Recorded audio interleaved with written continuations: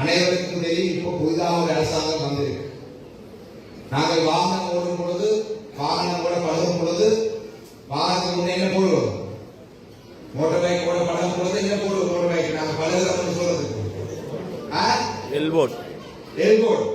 அதே மாதிரிதான் இந்த அரசாங்கம் எல்போர்ட் போடாமலே எல்போர்ட் போட்ட மாதிரி பழகி கொண்டிருக்கிறாங்க.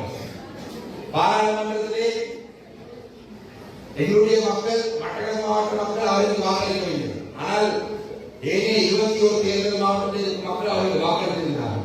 எத்தனையோ நம்பிக்கைகளை கொடுத்திருந்தார்கள். இன்று காலையிலே கூட வெயிலில்லாத பிரதேசத்திலே ஒரு புதிதாக மதுபான சாலை திறக்கக்கூடாது என்று ஒரு ஆர்ப்பாட்டம் செய்திருந்தோம். மக்கள் இந்த அரசாங்கத்துக்கு செய்வதற்கு வாக்களிக்கும் பொழுது பல விடயங்களை இந்த அரசாங்கம் செய்யும் என்ற நம்பிக்கையை தான் வாக்களித்தார்கள்.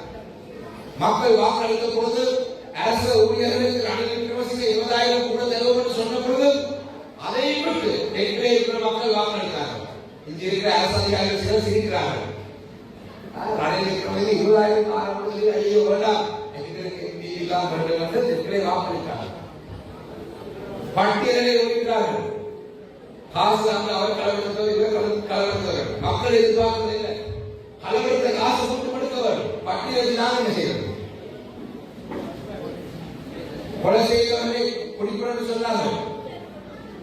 ஆனால் இன்று வரைக்கும் தமிழ் மக்கள் சார்ந்த விடயமாக இருக்கட்டும், முழு இலங்கையிலே மக்களை திருப்திப்படுத்தக்கூடியதாக இருக்கட்டும், இந்த எவ்வளவு விடயமும் இந்த அரசாங்கம், எல்லோரு அரசாங்கம் இதுவரைக்கும் பூர்த்தி செய்யவில்லை. இந்த வகையிலே இந்த பிரதேசத்திலே இருக்கும் சில பிரதேசங்களை கூட சில அபிவிருத்தி குழு கூட்டங்கள் நடக்கும், பிரதேச அபிவிருத்தி குழு கூட்டங்கள் நடக்கும். அதில் எடுக்கப்பட்ட தீர்மானம் எந்த மதிப்பும் அளிக்கப்படுவதில்லை. கூட்டம் நடக்கும், தீர்மானம் எடுக்கப்படுது. ஆனால் நடைமுறையில் எங்களுக்கு புதிய அரசாங்கத்தை அமைக்கிறதான். அந்த வகையிலே எங்களுக்கு குறிப்பிட்ட காலப்பகுதி நாம் இந்த அரசாங்கத்தில் மக்கள் வளர்ந்து வரும் நிலையில் இருக்கிறார்கள். நாங்கள் ஒரு குறிப்பிட்ட ஜனாதிபதி 5 மாதம் ஆகிவிட்டது. இன்னும் ஒரு மாசம் அப்படி பார்ப்போம். இல்லையா வளமை போல ஆர்ப்பாட்டங்கள் அதில் நாங்கள் ஈடுபடுத்த நாங்கள் தள்ளப்படுவோம்.